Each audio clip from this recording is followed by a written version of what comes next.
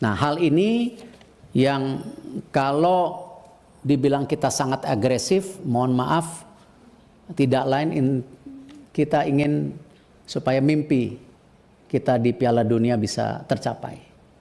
Dan ini tentu kita masih ada sisa pertandingan 4, di mana nanti lawan Australia tanggal 20 away, lalu 25 lawan Bahrain di Indonesia, lalu tanggal 5 Juni lawan China di Indonesia, 10 Juni lawan Jepang.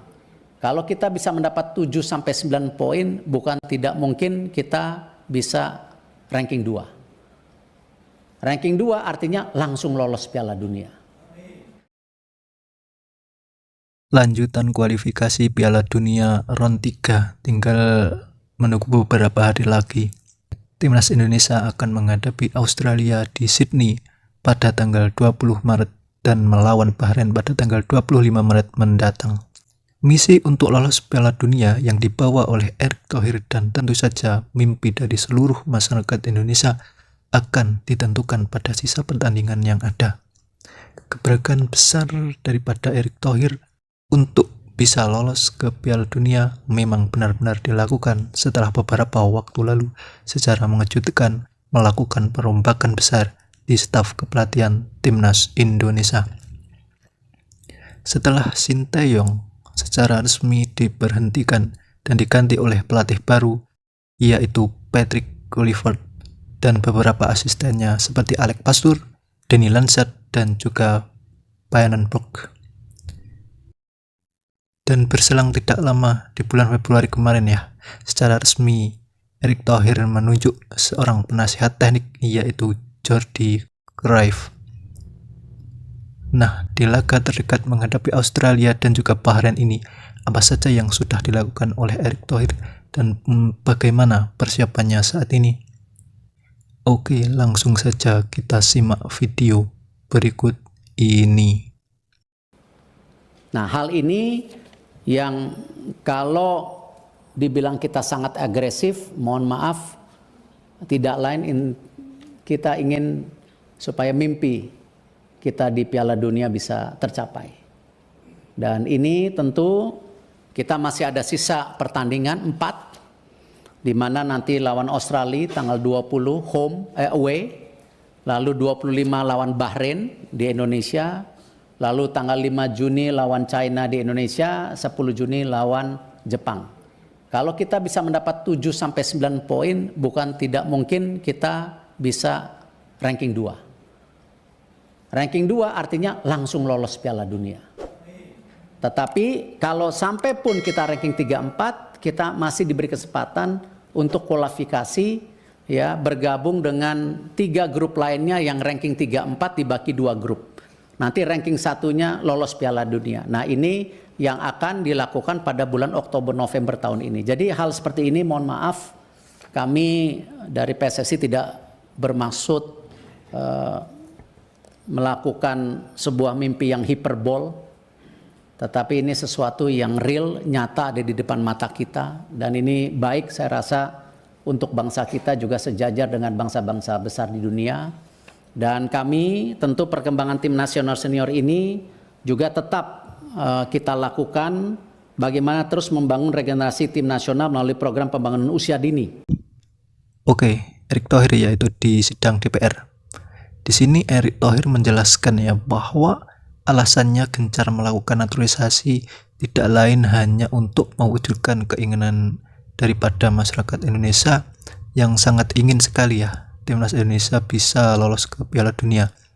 Nah, berarti di sini poinnya yang bisa kita ambil adalah menambah atau memperkuat Timnas Indonesia dengan tambahan pemain naturalisasi. Dalam hal ini adalah Emil Audero, Joy Palupesi, dan juga Din Jim. Dengan tambahan pemain tersebut diharapkan tentunya bisa menambah skuad yang ada dan juga bisa memaksimalkan peluang yang ada untuk bisa meraih poin tentunya Oke, kita lanjut. Dan alhamdulillah approval dari AFC dan FIFA untuk pindah federasi untuk Joy, Emil, dan Din sudah tuntas kemarin. Jadi mereka masuk ke slot 30 pemain. Yang 3 naturalisasi sudah dipastikan ready melawan Australia, cuman tentu karena register 29 pemain, ya, mesti 30 karena 1 cedera Egy, ya tentu pemilihannya itu tergantung dari kepelatihan ya, yang memutuskan nanti. Oke, proses ketiga pemain naturalisasi sudah selesai pindah federasinya ya. Ketiganya yaitu Emil Audero, Joy Pelupesi, dan juga Din Jim. Itu artinya ketiganya bisa memperkuat timnas Indonesia melawan Australia dan juga Bahrain mendatang ya. Ini menjadi sebuah hal positif tentunya ya teman-teman. Untuk tim senior sendiri, insya Allah akan mulai berangkat sebagian dari timnya, officialnya, ya kemarin sudah mendarat. Insya Allah juga nanti malam saya ada rencana makan malam dengan mereka untuk mereview segala persiapan. Sebagian akan berangkat besok, tapi tim inti akan berangkat tanggal 16 malam nanti. Kita tahu banyak pemain-pemain juga yang dari Eropa atau dari Amerika itu masih melakukan pertandingan tanggal 15 dan 16. Jadi kebanyakan daripada pemain kita yang bermain di luar negeri ini baru mendarat di Australia itu tanggal 17-an. Ya 18 mungkin ada yang baru mendarat juga, 19 latihan, 20 tanding. Tanggal 21 mereka kembali, mereka konsolidasi untuk mempersiapkan pertandingan melawan Bahrain. Oke, para pemain dikabarkan akan segera bergabung ya setelah menyelesaikan pertandingan di klubnya masing-masing. Di mana kita ketahui bahwa di akhir pekan ini masih ada pertandingan ya untuk liga-liga Eropa dan Amerika. Karena kebanyakan di era divisi pekan ini masih ada pertandingan ya. Setidaknya sampai tanggal 16 besok ya, atau 16 atau 17 ya. Bisa para pemain bisa yang abroad di luar negeri seperti Eropa dan Amerika bisa terbang ke Sydney. Jadi ada sekitar 2 sampai 3 hari ya yang sampai nanti tanggal 20 di hari H. Masih ada sekitar 2 sampai 3 hari saja waktu untuk berkumpul. Nah, dengan waktu yang singkat diharapkan timnas Indonesia bisa membangun tim secara baik. Apalagi pertandingan ini merupakan pertandingan perdana ya bagi seorang pelatih baru, Patrick Kluivert. Tentu saja butuh yang namanya adaptasi dan juga penyesuaian.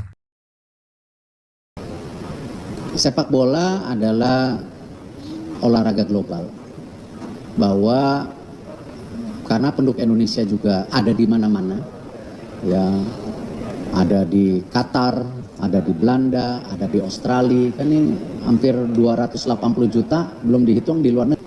Pekerja migran kita yang di luar negeri aja 8 juta. Ya, kita tahu banyak negara sekarang mengadop bagaimana para pemain keturunan itu bisa memperkuat negaranya. Kita bisa lihat kemarin Perancis seperti itu, ya kan. Kita bisa lihat juga kalau kita lihat untuk Filipina juga seperti itu untuk membangun tim perempuannya, ya. Kita lihat Yamal juga mesti pilih antara Maroko dan Spanyol, itu pemain U17 yang saya rasa semua negara yang di dalamnya ada darahnya ingin pemain itu bergabung. Artinya sama, momentum yang seperti saya paparkan di DPR waktu itu bahwa kita mau ke Piala Dunia itu tahun 2030 lebih.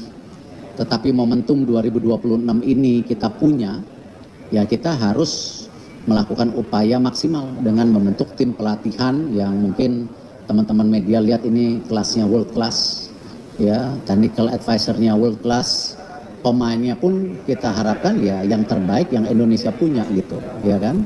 Dan di sini kenapa kita harapkan